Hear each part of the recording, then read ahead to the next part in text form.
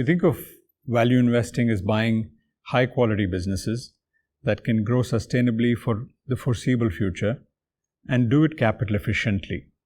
And do all of this, and to make it value for us, we have to buy it at a reasonable price. Obviously, in a competitive market, this is not easy to do. And we've learned that the metrics we use in valuation, we tend to be a bit conservative, both in the assumptions we make about the future prospects of these businesses and in the price we're prepared to pay for them. And that makes our job doubly more difficult. So then how do we do it? How do we generate exceptional investment performance in such a highly competitive equity market? And we basically do it by being very opportunistic and using some time-tested value filters that have worked for us over a long period of time. I'll share a few with you. For example, spin-offs. A spin-off where a parent and a child are separated, effectively a division of a company that has a lot of potential is taken out and given its own freedom to pursue growth through a separate independent listing. And this has been a huge source of value over the years. The other is management buying of its own stock. When someone who is already concentrating a lot of his wealth in his own listed entity is buying some more of the same, it's certainly a lead indicator for us to look at why he's doing it. And often that's been a source of value for us. Great businesses that have gone through many years of pain and consolidation, and where we can see that the building blocks for a recovery are just about reaching a point of inflection, is another driver of value.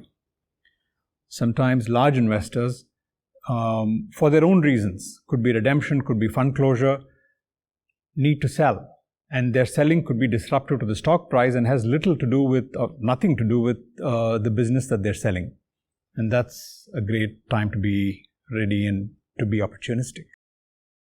And one last example, you find sometimes that there are important core sectors in the economy that have fallen out of favor, and for good reason.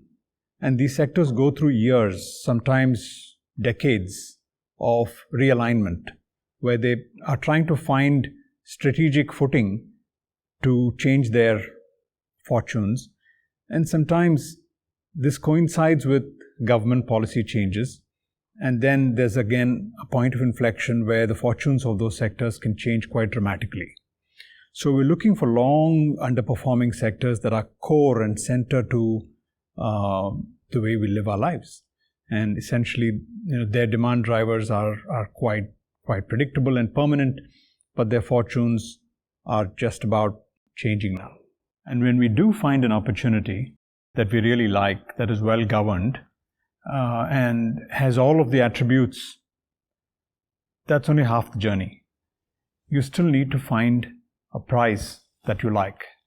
Oftentimes, you end up doing a lot of work and not making an investment because the price is just not right. And when you look at price, do you look at it from a standpoint of saying it's relatively cheaper than its peers? So for example, do you buy it at 40 times because something else is at 60 times and take the risk that both could fall a long way? Or do you look at it in relation to the forecast you have for its own earnings growth? Our preference has always been to look at the latter, what is also called absolute valuation. And our orientation has always been to look for absolutely valued businesses that relative to their own growth are reasonable. And when you combine a portfolio with these sort of businesses, the chances that in a directional market, you can still hope and aspire to be reasonably absolute in generating outcomes. And then you combine that with capital efficiency and low financial leverage to make sure that you have risk mitigation and great cash flows. Obviously, such opportunities are not easy to find, and when you do find them, we tend to be very aggressive in buying as much as we can, and then we watch it very closely.